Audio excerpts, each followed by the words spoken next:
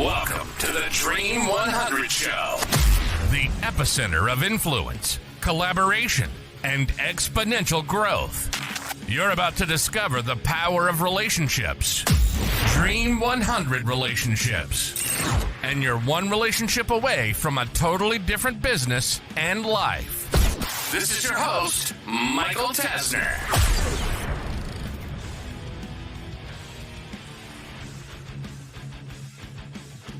Hey there, and welcome to this week's edition of the Dream 100 Show. This week, I've got a unique guest. So I know a lot of times we bring on people that have kind of grown a business into multiple 7, 8, 9 figures, but I wanted to change things up a little bit, and we have a unique guest, attorney Blake Harris, and he specializes in a couple of specific areas of law. So I thought it would be interesting to bring him on for you all to kind of better understand some of those potential pitfalls that are right around the corner. Some of the things that you might want to pause and say, yeah, maybe I should actually execute XYZ before I go down this path. So Blake, it is an absolute pleasure to have you on the show. Thanks for having me on the show, Michael, and thank you for that introduction. No, my pleasure, my pleasure. So I would love to kind of start with, tell our listeners just a little bit more about your background. How did you end up getting into the field that you're in? Just kind of paint the picture and tell us that story a little bit. Well, Michael, as you said, if you're running a business, then there are things you should be concerned about. And one of those things, if you're doing business, especially in the United States, is lawsuits. By many standards, we are the world's most litigious society. And this is a problem that I recognized even back when I was in law school. And as opposed to joining many of my classmates and figuring out how to make a living by suing other people, I decided to focus my career on how can I help business owners and individuals and families protect their assets. So after graduating law school, I started working for a trust law firm.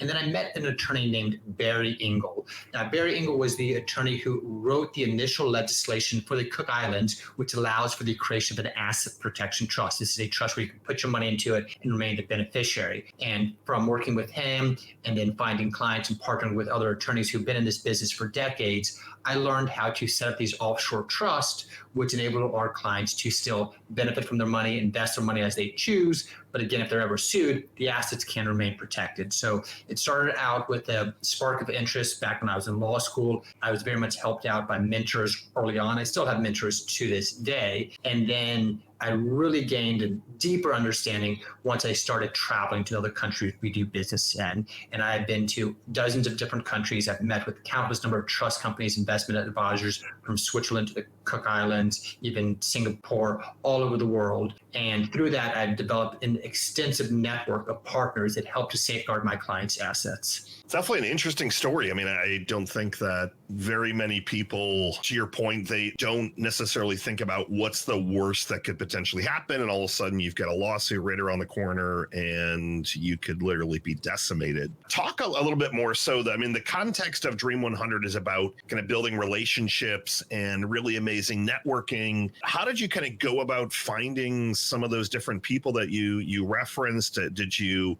just, blindly fly down there and start looking for connections? Like, tell me a little bit more about that. You know, Michael, back when I was 16 years old, first job I ever had was a vending machine route. And this required me to go knock on doors. I don't knock on doors anymore to put candy ball machines, to put gumball machines in various local restaurants. But that taught me the ability to not be afraid to cold call. And that's actually kind of how I started my practice. I started researching different types of trust. I learned about offshore trust just through watching videos online, just like somebody may be watching this video right here. And then I just reached out to attorneys on my own and said, hey, I'm interested in this type of work. Let's make a deal. I'll find the client. We can split the fee. And so that's initially what I did. And then through the other attorneys, they helped make introductions to the reputable offshore partners that I work with. The offshore partners sometimes would come visit America. They'd come by my office in Denver or Miami. I would then go and fly and meet them. And once you kind of have a few good points of contact in the industry, it becomes easier to branch out from there and find other relationships. But it very much started with me just not being afraid to pick up the phone, call a stranger and say, hey, can we work together? Early in my practice, didn't have a lot of money, but what I had, I was reinvesting in the business, buying more knowledge and building those relationships. Love it. did you find that, getting on the plane and going to, it's not like you're just, driving down the street, for example, to go visit another attorney. Did you find that rapidly kind of helped accelerate the relationship aspect? If you're getting on a plane, kind of showing you're serious that, hey, I'm flying all the way to Singapore, for example. So as I'm boarding the plane, I'm FaceTiming my daughter, who says to me, "Wait, Dad, you're going on a 16-hour flight just to have a meeting? Why don't you just do a Zoom call?" And I said, you're absolutely right. There's a lot that we can accomplish nowadays with technology. And I do get on Zoom calls and FaceTimes and emailing and calling constantly the business partners we have throughout the world. But Michael, there's a special connection deeper level of trust that you can develop. You can only really have that real energy exchange when you meet someone in person. So it is a lot of travel that the job requires if you want to do it well. But with that, you have a much deeper level of confidence than you can get simply by staying home and hiding behind your screen. And trust is the name of the game. Every potential client, before they hire me, they ask the question, how do I know I can trust this foreign trustee? And I point to the fact these trust companies have been in business for decades. They're managing billions of dollars in assets. But I also emphasize that I have a close personal relationship with the owners, the managers, and even the frontline employees of these companies that we do business with. It's interesting because one of the pieces within the Dream 100 that we teach it to kind of move the relationship forward a little bit faster is even to buy access. So if you're looking to, let's say, get in with someone within the Tony Robbins organization, just as a random example, I was listening to some of his stuff over lunch, that one of the quickest ways, not necessarily to jump all the way to Tony Robbins, but to kind of get in that inner circle and start investing money. But it's just exceeds things and just really starts to move that train a lot faster, to your point, when you're actually there in person. I have people who I ask questions of. It maybe takes them 30 seconds to answer, and I'll send them $500 for it. And it's a great investment. It's well worth it for me to find that super specialized, very technical, hard to find knowledge. So yes, I'm a fan of investing in yourself and buying knowledge. Love it. Love it. So if I look at, I know that your practice area is around trusts, and I think you even do some really interesting stuff with crypto, which I'll ask about in just a minute. If you're in the business owner's shoes and you're just kind of looking at some of the bigger lawsuits that you've seen, and when I'm saying bigger, I don't necessarily just mean dollars, but maybe more common. Are there a couple of areas that as a business owner we should take a look and we should look at our trademarks and all that stuff to see if that's dialed in, our employee contracts, our refund policies? Are there a couple of those that you're like, I see this way too often and you've got to get this stuff dialed in? So, Michael, my firm, we set up offshore trusts, and they're a great product for keeping money protected from lawsuits. But there's a simple trick that a business owner can do, which will save them a ton of money, headache, and time. And it's by incorporating these 3 letters into every one of their contracts. ADR, which stands for Alternative Dispute Resolution. As a business owner, you want to have in every single contract, certainly in your employment contract with any employees you have, but also with suppliers and partners, and explain to them that any dispute is going to be settled outside of court by a neutral arbitrator. It just makes sense to avoid the court system because it can be costly, it can be unpredictable, bring down the cost, and have any issue, any conflicts resolved by ADR. That's going to be the first tip that I recommend to any business owner. Also, what you want to do is make sure that you have well-reviewed contracts. An ounce of prevention is worth a pound of the cure. Having well-drafted contracts that you can stand on, stand behind, and that your attorneys can go to court and enforce is going to be well worth it in the long run. Other areas where people get sued,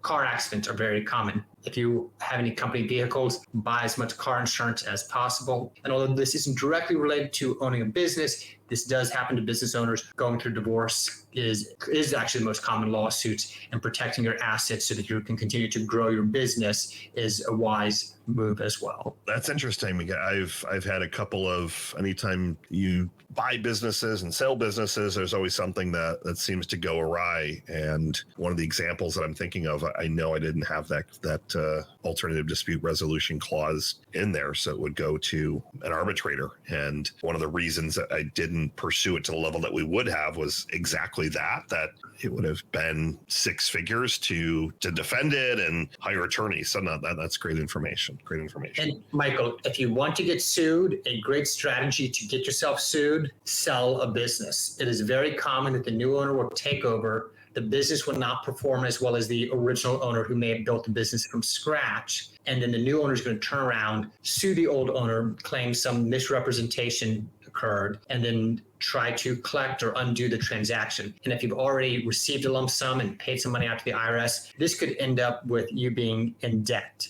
So if you're selling a business, get yourself asset protection. So let's transition over to that. So I have a broad strokes understanding, and I know some of our listeners have, trusts and things like that, but yours is a lot more complex, isn't the right word, more thorough, to where you've really thought this through and looked at, offshore trusts. So can you maybe give some of the differences of somebody going and setting up a trust in the US and then moving their assets and into that trust versus the Cook Islands trust, which I know it is one of the areas that you're very large in? So the most common type of trust that is created is called a revocable living trust. And this is a great tool for estate planning. You pass away, the money stays out of probate. Now, an estate planning trust, the revocable living trust offers no asset protection. So if you want asset protection, you're going to have to create it in a jurisdiction which allows for the use of an asset protection trust and hire a trustee from that jurisdiction. There's two types of asset protection trusts. There are domestic asset protection trusts, usually set up in places such as South Dakota, Wyoming, Nevada, or Alaska. There's about 20 different states that allow for the use of a self-settled asset protection trust. There's also offshore jurisdictions such as Nevis, Belize, Cayman Islands, and the Cook Islands, and there's dozens of other offshore jurisdictions that allow you to set up an asset protection trust as well. The difference though between a domestic trust and an offshore trust is the domestic trust could be compromised by a U.S. court order. And plaintiff attorneys know this, and they're much more aggressive in going after a domestic trust, which they have been able to break into. Whereas a properly structured Cook Islands trust, no one has ever been able to get the assets inside of a properly structured Cook Islands trust. So if clients want the best protection, we will steer them to an offshore trust. And from my years of research and being in the industry, we have decided for most circumstances, the Cook Islands will get our clients the best result. Oh, that's really, really interesting. Is there, and I know this is a little bit of a loaded question, but is there a dollar amount of assets that you would recommend someone to have? Like if you've got $20,000 sitting in a bank account, you're not going to set up a Cook Islands trust, but is there kind of a dollar figure that you recommend that once you get to this level, or as you start approaching a particular level, to really take this a little bit more seriously? So the majority of our clients have somewhere between about $1 and $10 million in assets. We do have quite a few clients whose net worth is just a little bit under $1 million. We do have a handful of clients whose net worth is above or significantly above $10 million. But the majority of lawsuits being filed are being filed against individuals with less than $2 million in assets. And an individual with under $10 million in assets is really going to benefit more from an asset protection trust than perhaps somebody worth $100 million. So I just explain with a quick example. That client one over here, whose net worth is, we'll say, $1 million, and the client two, whose net worth is $200 million. If both are sued for $5 million, the individual with a $200 million net worth, I'm going to say, fight this case as hard as you can, get yourself the best defense attorneys in the world. If they end up getting a judgment against you, it's not going to have any real effect on your standard of living or quality of life. Now, the individual with just $1 million in the bank, they get sued for $5 million, I'm going to say you have to talk settlement. Because if they end up getting a judgment against you, this could have devastating effects on your standard of living and quality of life. So the majority of clients who set up the asset protection, who get the most benefits from it, have between about $1 and $10 million in assets. And when you're using the word asset, just for our listeners, so most of our listeners are business owners, for example. So let's say maybe they have a little bit of cash in the bank, but their business has a valuation of $5 million, for example. Does that still, quote unquote, qualify or kind of fit into your recommendation of, hey, you need to invest the resources? Because you're telling me that right now your most valuable asset is your business. And to your point earlier, you end up getting sued. A car accident, God forbid, and someone ends up suing you, one of your employees. Would that business be able to be protected, for example? Or is it more like physical cash and crypto and things like that? So an offshore trust can be set up for a business as well as an individual or a married couple. Now, you can place the business into the trust as well as real estate or other domestic assets, but you get better protection for assets which can move overseas. So if the company has cash on hand, we put the cash into an offshore bank account, most likely in Switzerland, and then have the trust registered in the Cook Islands. Anytime the business needs some money from their account, they can take a distribution. But if the business ends up getting sued, there's not going to be a lot of cash in the business. So what I like to say is run the business lean and mean. Strip out as much equity as possible. If there are hard assets, perhaps form a separate holding company, and then have your operating company lease those assets from the holding company. So if somebody comes after your operating company, there's really nothing there for them to take, and then that holding company can be backed by the trust as well. Oh, that's interesting. I want our listeners to re-listen to that part, because I think it's going to take them a little bit of time to kind of grasp that, but it's interesting to think about it that way. And I know I've heard other examples of when you buy a piece of real estate, take out a big loan against it, for example, so you don't have $500,000 in equity and different things like that. So it's somewhat of a similar concept, but having the holding company, I think it's a great point, because a lot of business owners keep a bunch of cash that's sitting there in the bank, and God forbid something goes awry, it goes south, and you've got all that cash sitting there. It's going to be kind of a field day for an attorney on the other side. Plaintiff attorneys love cash on hand, that you can set up your assets in a way that it's harder for them to get paid. You're going to have more room to negotiate. So if someone wanted to look at engaging your services, what is kind of the first step in working with you? B,